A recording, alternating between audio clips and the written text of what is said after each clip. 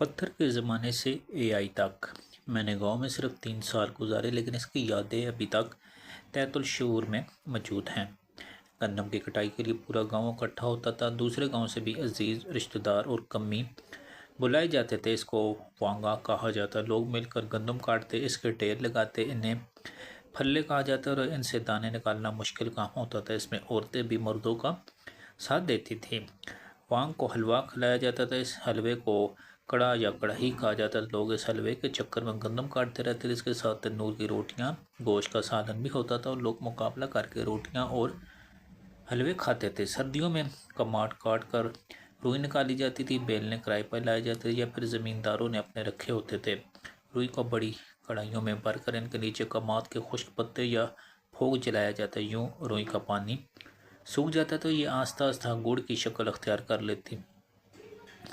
गर्म रुई में छोटे गन्ने डालकर बाहर निकाले जाते। ये देसी लॉली पॉप होता था, हम इसे गीडर कहते थे और पूरे गांव के बच्चे इस लॉली पॉप को एंजॉय करते थे। कच्चे चनों को पौधे समेत उखाड़ लिए जाते हैं, खुश्क पालन में रख कर आग लगाई जाती है। यूँ ये फलियों के अंदर पक जाते। हम इसे मज़े से खाते थे। आपाशी कुओं के ज़रिए होती थी। कुएँ की बड़ी सी फिरकी घुमाने के लिए बैल जोते जाते थे। ये गोल घूमते थे, जिससे फिरकी घूमती थी और आगे चलकर कुएं में मौजूद फिरकी घुमाती। यूँ पानी बाहर गिरने लगता।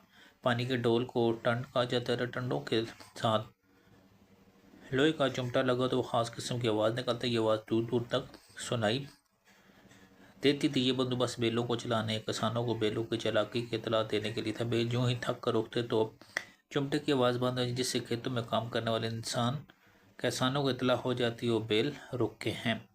वो दूर से बैलों की माँ बहन की गालियाँ देता हुआ कुएं की तरफ दौड़ लगाता। इसके बाद सुनते ही टंटनों का राग दोबारा शुरू हो जाता था। टंटनों की आवाज़ पर बेताशा पंजाबी शेर भी लिखे गए।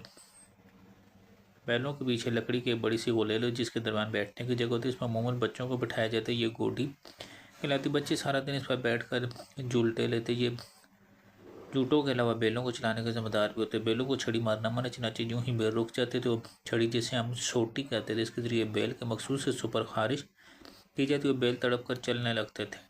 कुएं के पानी में अजीब सी खुशबू होती। वो खुशबू आज तक मेरे शऊर में मौजूद है। मुझे बरसों बाद बावलपुर के किला दड़ावल के पुराने कुएं में झांकने का मौका मिला। मुझे इसमें बचपन भी खुशबू है। मैं नहाल हो गई। ये खुशबू इसके बाद मुझे कहीं महसूस नहीं हुई। मेरी दादी, वालदा और फूफियाँ रोज़ाना चक्की पर आटा पीसती। ये पत्थर की चक्की थी, जिसके दो पार्टों के दरमियान गंदम के दाने डालने की जगह होती, जबकि कोने में लकड़ी की दस्ती होती। वो दस्ती पकड़कर हाथ के जरिए चक्की को गोल घुमाती थी। टर टर की आवाज़ निकलती और दाने पाउडर बनकर नीचे गिरने लगते। आटा इकट्ठा करके मट्टी की कनाली में डाला जाता है। इसमें पानी मिलाया जाता है, फिर हाथ से आटे की खुशबू आज तक। रोटियां मोहम्मद तनूर से लगवाई जाती। तनूर मुसलियों की औरतों की मलकियत हो तो वो 5 रोटियों के बदले 1 रोटी पका के देते थे।